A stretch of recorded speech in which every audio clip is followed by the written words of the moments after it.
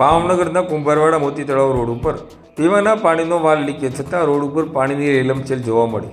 પ્રાપ્ત માહિતી મુજબ વાત કરીએ તો ભાવનગર શહેરના કુંભારવાડા મોતી તળાવ રોડ ઉપર પાણીનો વાલ લીકેજ થતાં હજારો લીટરોની સંખ્યામાં પાણીનો બગાડ થઈ રહ્યો છે। જ્યારે સામાન્ય માણસ રોડ ઉપર પાણી ઢોળે ત્યારે મહાનગરપાલિકા દ્વારા તે લોકો પાસે દંડ વસૂલવામાં આવે છે। ત્યારે આ પાણીનો બગાડ કરનાર સામે તંત્ર દ્વારા કેવી કાર્યવાહી કરવામાં આવશે તે જોવું રહ્યું।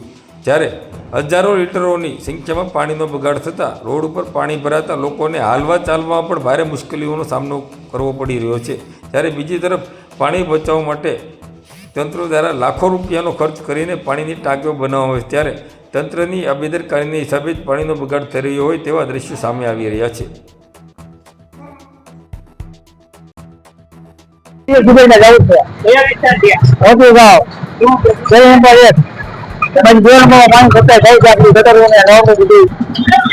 મોટો મિત્ર કેટલી વાર કમ્પ્લેટ લખાવા ગયા છે, અત્યારે આવીને આજે આવીને પેપર આવીને કોઈ એક્શન થતું નથી।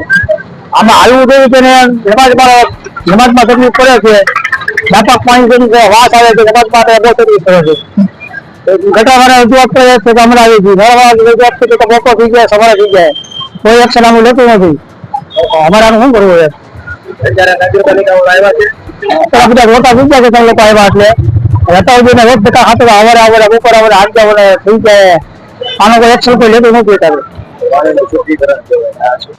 મારું નામ અજય સોલંકી છે, આ મોદી તળાવ શેરી નંબર 1, હા, અને ઝુંપડપટ્ટીનો હું ઉપપ્રમુખ છું। હા, અહીંયા ઘણા સમયથી આ પાણી લાઈનની ખરાબ થઈ ગયેલી છે, છતાં અમે વારંવાર અરજી દેતા ખાવતા કોઈ જાતનું કામ થયું નથી। કમસે કમ 1.5 વર્ષ થઈ ગયું છે આ ઝંઝટને, 1.5 વર્ષ થઈ ગયું છતાં કોઈ કામ નથી થતું। અને અત્યારે જો ફૂલ પાણી લીધે તો અધિકારીઓ આવવા માંડ્યા વિભાગોના કામ કરવા માટે। હાલો કામ ખબર છે કે મીડિયા આવી ગઈ છે, હવે આ બધું એનું ફેલાવવાનું છે કામ। એટલે આ વસ્તુ અમે કોર્પોરેટરોને કીધેલું છે, મ્યુનિસિપાલિટીમાં અરજી દીધેલી છે, અને એના જ તે બધા જે કર્મચારીઓ છે ને એ પોતે અરજી કરાવેલી છતાં કામ નથી થતું। પીવાના પાણીની લાઈન છે? હા, પીવાના પાણીની લાઈન છે, ઘણા સમયથી પાણી લીધે રોજ કાંઈ નહીં।